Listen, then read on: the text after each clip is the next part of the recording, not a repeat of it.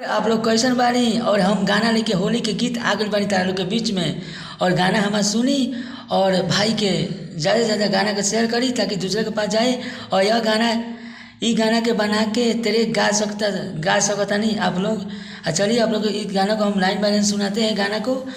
मस्त लगे तो भाई के लिए लाइक करें, कमेंट करें, शेयर करें। चलिए सबसे पहले मुखरा सुनाएंगे आप लोग का। कमरिया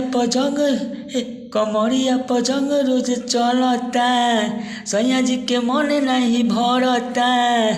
यहाँ दो बार गाना है। कमरिया पजंग रोज चलता, सैया जी के मन नहीं भरता। पिचकारी लेके लहंगे में दागे, अरे सखी सैया जी के पिचकारी से मजा नहीं आवे। अरे सखी सैया जी के पिचकारी से मजा नहीं आवे। जहिया से रहता वे सैया हमार गावे। यह मुखरा है। इस गाना को तेरे बनवा के गाएगा न्यू तेरे के। कमरिया पजंग रोज चलता, सैया जी के मन नहीं भरता। पिचकारी लेके लहंगे में दागे, अरे सखी सैया जी के पिचकारी से मजा नहीं आवे। जहिया से रहता है सैया हमार गावे। सखी सैया जी के पिचकारी से मजा नहीं आवे। जहिया से रहता है सैया हमार गावे। यह मुखरा है। चलिए आंतरा सुनाते हैं। आंतरा आप लोग को मस्त लगे तो भाई के लिए लाइक करें, कमेंट करें, शेयर करें, दबा करी। काहे कि हमारा गाना रोज आई यूट्यूब पर। और मेरा चैनल को फेसबुक को फॉलो करें, सब्सक्राइब करें, शेयर करें, लाइक करें। चलिए आंतरा वन सुनाते हैं।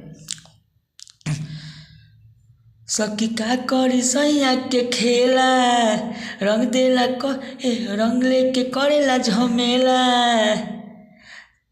अरे नया तरीका से डालता रंग हो, दही के हमारा के करता तंग हो। सैया होली में लगता वे दागे। यह मुखरा को एक बार गाना है। अंतरा है ना, यहाँ एक बार गाना है। सैया होली में लगता वे दागे, अरे सखी सैया जी के पिचकारी से मजा नहीं आवे। जहिया से रहता वे सैया हमार गावे। सखी सैया जी के पिचकारी से मजा नहीं आवे। जहिया से रहता वे सैया हमार गावे। यह अंतरा वन है। यह मुखरा है। चलिए अंतरा तू सुना दे। तू आप लोग को मस्त लगे तो भाई के लिए लाइक करे, कमेंट करे, शेयर करे, ताकि दबा के करी। ऑफिशियल बबलू विजुअल के चैनल को सब्सक्राइब करे। चलिए अंतरा सुनाते हैं। तू सुनिए इस गाना को तेरे बनवा के गाएगा। होलिया में करतावे अति, देहिया के करतावे गति। ये सखी जान तरनी ऐसन करी हेन, बबलू के बतिया नहीं मनी हेन। ये होली है। यहाँ बहुत दो बार गा सकते हो आप लोग। एक बार भी गा सकते हो। जैसे तेरे को बनेगा म्यूजिक बनेगा और उसे आप लोग गा सकते हैं। होलिया में भातारा करत बावे अति, देहिया के हमारा करत बावे गति। जानत रानी ऐसा न करी हेन, बबलू के बतिया नहीं तो मनी हेन। बड़ियारी धके रंग सैया डाले, सखी सैया जी के पिचकारी से मजा नहीं आवे। जहिया से रहता वे सैया हमार गावे। सखी सैया जी के पिचकारी से मजा नहीं आवे।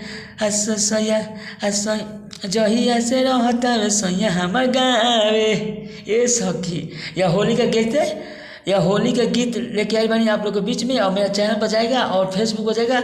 और गाना को दबा के शेयर करी ताकि दूसरे के पास जाए। और तेरे को बनवा के गाना गाइए फ्री में।